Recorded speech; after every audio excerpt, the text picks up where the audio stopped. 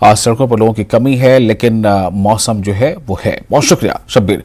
आगे बढ़ते हैं, एक और अहम खबर। जबलपुर में एक कार्यक्रम को संबोधित करते हुए आरएसएस प्रमुख मोहन भागवत ने कहा कि भारत विश्व गुरु बनने जा रहा है और हमें बनना ही है।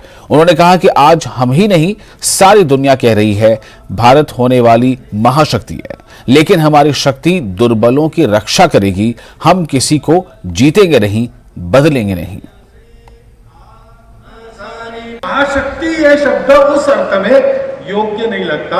भारत विश्वगुरु बनने जा रहा है, वो हमको बनना है, और बनना है इसलिए भौतिक वैभव की उपासना के लिए पुरुषार्थ, अर्थ काम के साथ साथ मोक्ष की ओर अडिग दृष्टि रखते हुए संतों का अनुसरण, संतों के उपदेशों को ग्रहण करते हुए हम सब लोग धर्म के मार्ग पर चले, इसकी आवश्यकता रहेगी।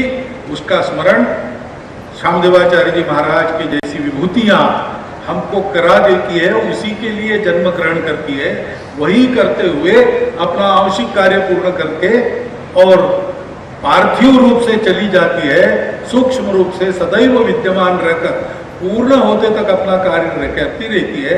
ये संबल हमारे साथ है, उसको पक्का पकड़कर हम चले। जितनी निरपेक्ष सेवा करते हैं सब लोगों के सामने आती नहीं है, गुप्त सेवा करते हैं। सेवा करते तो अपना नाम नहीं करते, उसका रिकॉर्ड नहीं करते, क्योंकि ये अपने लिए नहीं करना है।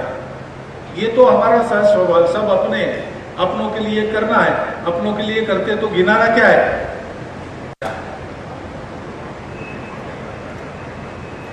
और इसलिए जब स्वामी जी ने कहा कि प्रतिमा के अनावरण में आप आइए और वहां कुछ बोलिए, तो आइए, तो ये तो मेरे लिए सौभाग्य था।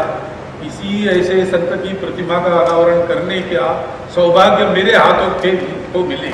ये तो संतों का जो उदार अंतःकरण, दया भरा अंतःकरण होता है, वो उसी का प्रताप है। मैं तो उसको प्रसाद मानता हूं, और मैं बहुत विनम्र होकर इसके लिए कृतज्ञता व्यक्त क्या करना, मन में तो रखूंगा ही कि बाकी मैं नहीं जानता, लेकिन एक दृश्य मैं आंखों से स्पष्ट रूप से देख रहा हूं कि अपनी यह भारत माता अपने दिव्य रूप में विश्व गुरुपद के सिंहासन पर आरूढ़ होकर अपने दोनों करों से सारे विश्व को सुख शांति अभयदान दे रही है।